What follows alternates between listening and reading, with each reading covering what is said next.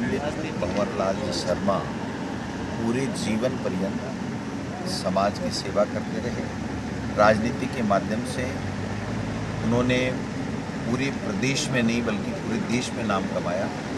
हमेशा 36 कौमों को साथ लेकर के चलते थे। गरीब को गणेश मान करके उन्होंने सेवा की और 7-7, 8-8 बार एमएलए रहना, मंत्री रहना, उसके बावजूद भी वो साधारण से साधारण कार्यकर्ता के साथ में, मेलजोल के साथ में, उससे प्रेम से उसका काम करते थे। और सरदार शहर क्षेत्र के विकास में उन्होंने हमेशा सरदार शहर को अग्रणी पंक्ति में खड़ा किया विकास के मामले में। ऐसे नेता का जाना कांग्रेस के लिए नहीं बल्कि पूरे प्रदेश के लिए अपूर्णीय क्षति है। मैं समझता हूँ कि ऐसे मौके पर हम पंडित भंवरलाल शर्मा साहब को की आत्मा की शांति के लिए ईश्वर से प्रार्थना करते हैं और उनके परिवार को हम लोग ईश्वर से कामना करते हैं कि इस दुख की घड़ी सहन करने में उनको शक्ति प्रदान करे। पंडित भंवरलाल शर्मा जी के साथ में मुझे काम करने का मौका मिला। पिछली विधानसभा में हम साथ थे। हमेशा इस उम्र में भी हमेशा राजस्थान की विधानसभा में आना, और जिस दिन वो नहीं आते थे, मैं मुख्य सचेतक था, तो पहले दिन कहते थे कि डोटासरा जी मैं कल इस वजह से नहीं आ पाऊँगा, अनुशासन के साथ में। और जब भी वो राजस्थान की विधानसभा में जाते हमेशा सरदार शहर क्षेत्र के लिए, विकास के लिए, इसकी लोगों की समस्याओं के समाधान के लिए, किसानों के लिए, गरीब के लिए, पीड़ित के लिए वो हमेशा अपने आप को समर्पित उन्होंने रखा पूरे जीवन के लिए। एक बेबाकी के साथ में अपनी बात कहने में उन्हें कभी कोई हिचक नहीं हुई। वो अपनी बात कहते थे, चाहे पार्टी का प्लेटफॉर्म हो, चाहे कहीं भी हो।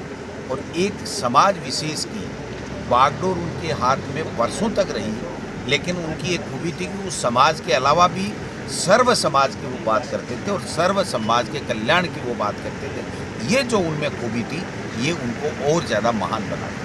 लंबा पीरियड आपने बड़े वाली अनिल जी कितनी खिलाते हैं। हम जाते थे 50-50 कटोरियों के साथ में, बिना भोजन कोई आ नहीं सकता। और राजस्थान की विधानसभा में हमने किसानों के कर्ज माफी को लेकर के 3 दिन धरना दिया था। तीनों दिन पंडित भंवरलाल शर्मा जी के यहाँ से खाना आता था और बड़े बड़े टीपन, 4-4 फुट की टीपन, मैं समझता हूँ, मैंने तो मेरे जीवन में नहीं देखा, उसी वक्त देखा। हर तरह की चटनी, सब्जी, कड्डी, पता नहीं चूरमा, चपाती, क्या क्या वो भोजन लाते थे और किस प्रकार से मान मनवार के साथ में। और फल फ्रूट भी बहुत अव्वल दर्जे के फल फ्रूट। और राजस्थान वहाँ पर जो दिल्ली जाते थे राजस्थान हाउस में, तो वहाँ भी उनकी डिग्गी मिठाई से और नाना प्रकार के व्यंजनों से भरी रहती थी।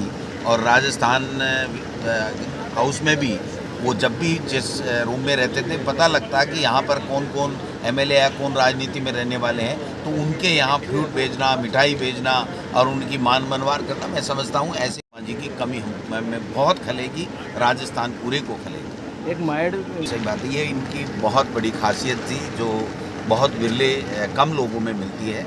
मैं समझता हूँ कि पंडित भंवरलाल शर्मा की जितनी खूबी, एक दिन मेरा पिछले ट्रम में मैं गंगानगर जा रहा था और जोधपुर से एमपी इलेक्शन की बात है, इसी एमपी इलेक्शन की, तो रात को मैं सरदार शहर से जा रहा, मैंने फ़ोन किया कि नहीं आपको यहाँ रुकना पड़ेगा।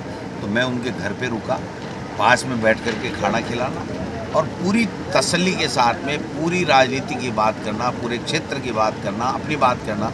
और मैंने वहाँ पर देखा जितने लोग आ रहे थे वो सबको नाम से जानते थे। ये जो उनकी एक खूबी थी, मैं समझता हूँ कि ये बहुत कम लोगों में मिलती है। तो पंडित जी का मैं बहुत ही आदर और सम्मान करता था। मैं खुद जब ये अस्वस्थ थे तो घर जाके मैं और मुख्यमंत्री जी खुद मिल कर के आए थे।